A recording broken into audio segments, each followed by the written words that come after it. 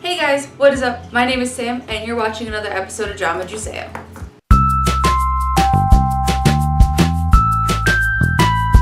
If you haven't been on Netflix lately, I don't know where you've been because the amount of shows they've been coming out with for the international community has been fantastic. And I actually want to talk about one that's come out earlier this month called Switched, which is a Japanese drama based around a manga that I guess is pretty well known, but I had never heard of it before. And it's about these two girls who end up switching bodies. It's one who does it on purpose, the other one who has to kind of deal with the consequences of it. And the story of them, I guess, essentially trying to switch back. But the first thing I want to say is that this is going to be very spoilery. So if you haven't seen it, I highly suggest you do. It's only 6 episodes. I did it in an afternoon and then redid it in a night because I wanted to rewatch it before I did this. And I really enjoyed it both times. So I highly recommend it. And if you haven't seen it, go watch it, come back, let's talk about it because it's really interesting. It's definitely different from things I've watched before, but it's a good different. So I think you'll like it. If you're still here, you've either watched the show or you don't care about spoilers and you're just gonna listen to me talk about it. So this show, oh my god. Oh, what a ride it was. So the cinematography is really interesting because it's very dark the whole time, but it has its light moments. I want to talk about the actors and how well they kind of portrayed each other because that takes a lot of skill to take someone else's acting and someone else's personality quirks and turning them into your personality quirks. So when I think it's Umine who bites on her nail a lot and kind of walks in this like gruff stance when we first meet her, and then when she switches into Ayumi and she still has to do the same gruff stance and everything, I was laughing at that because it was kind of interesting to see like that actor's take on the Umine character and the Umine character's actress taking on Ayumi, and then Ayumi and Umine switch. I don't know. It's ridiculous. This drama is ridiculous. One issue I really had with this though was that sometimes the dialogue was a bit vague. You didn't really quite know what was going on. They kind of spoke in half sentences, and I think for the ending it made sense, but when you're watching it you're kind of confused. I had to go back a couple different times to make sure I read the dialogue correctly to make sure that I was understanding what was going on. Sometimes I just went with it because I didn't know what was going on, but toward the end things kind of started to make a little more sense. My biggest question is, did Kaga know the entire time that this was kind of the whole plan? Because I seemed aloof or frustrated with Koshiro. I really hope I'm saying these names correctly because God knows I speak no Japanese. It kind of seemed like he didn't figure things out more till the end, but they acted like he knew the whole time. And so I was really kind of confused. With Koshiro's character, you kind of got the idea that like he really didn't care about how the body of Ayumi looked as long as he was with her. But then toward the end he was like, no, it was all a game. I don't think it was all a game. I think it was kind of realizing how psycho Umine was and that he needed to get the Ayumi personality back into the correct body. Because there's a lot of switching going on in this. Most of it stays pretty consistent through the whole thing. I mean, you've seen it or you haven't, and I'm telling you that it stays pretty consistent through the whole thing.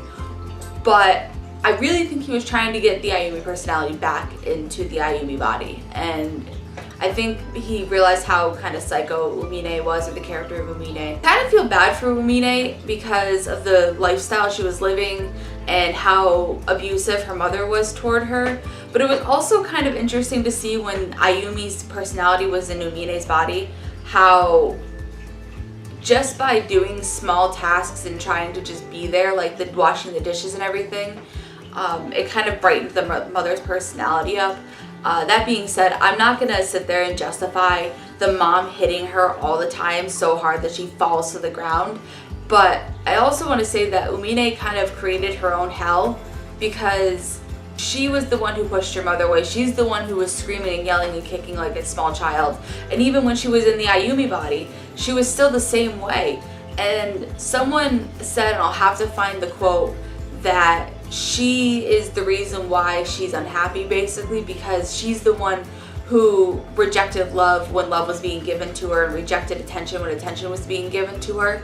And the fact that, like, not 100% of this is her fault, but that she should have taken responsibility for how she acted with other people.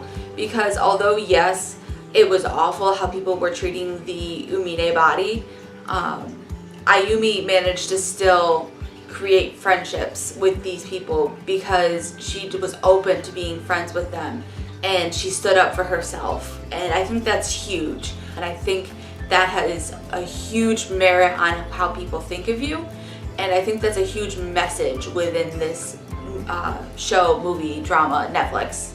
But I think it's a huge piece that how you act and how you react to situations really makes a big difference as to how people react to you. If you are gruff and your hair is in front of your face and you are being aggressive toward them, people are going to avoid you. So I think Umine caused some of her own issues.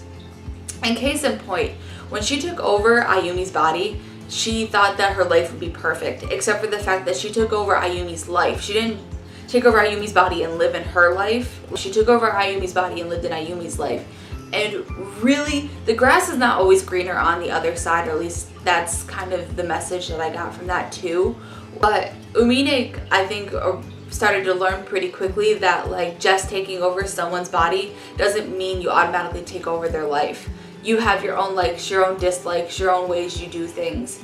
And now that she's Ayumi, she has to do things the way Ayumi did it, like the things that Ayumi did, sitting with the family of Ayumi and being called Ayumi, even though I think it frustrated her that she just wanted to look like her, but I don't think she actually wanted to be her.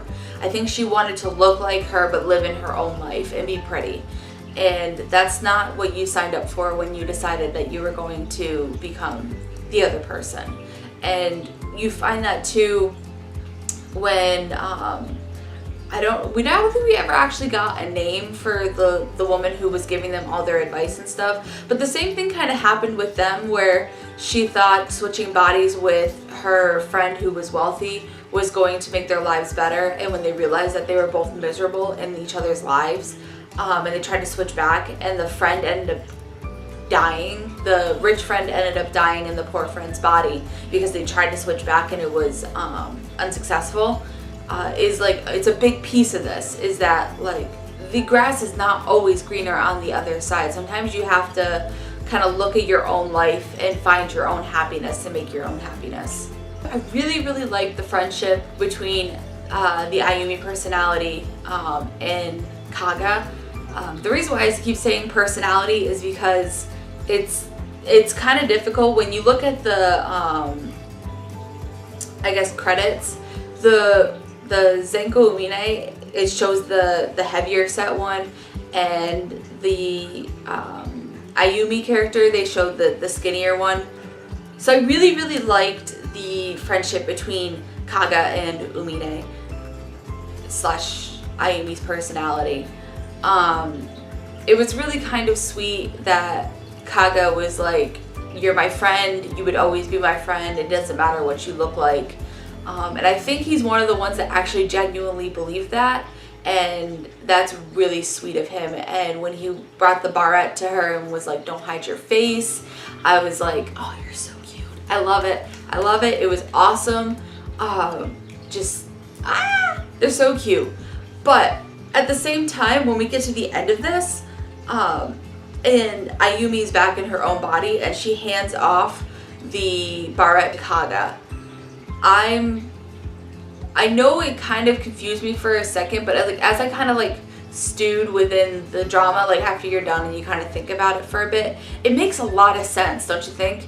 That she just went through hell and back. She went through taking over this person's body she didn't want to take over, losing her family, having to switch multiple times, which meant killing herself multiple times. It's just, I mean, it's a lot. And then to turn around and go, okay, do you love me? Have you made a choice? Like, I understand that, like, you couldn't make a choice in that. It's a matter of, she probably just wanted to go back to her family and go back to her life and not make a decision between these two boys, because at that point, not everything is as superficial as it was before. And I think her life has a lot more meaning, and she has a lot more meaning to her family, and it's kind of figuring herself out and what does it mean to be Ayumi.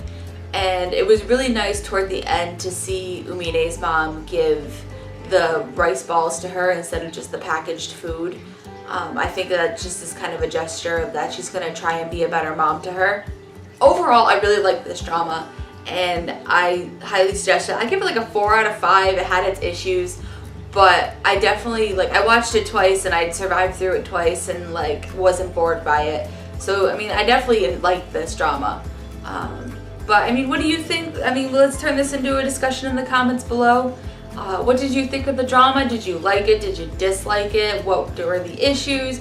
How did you think about the personalities and switching them? Because I mean, at one point, Umine was Koshiro, and it was ridiculous.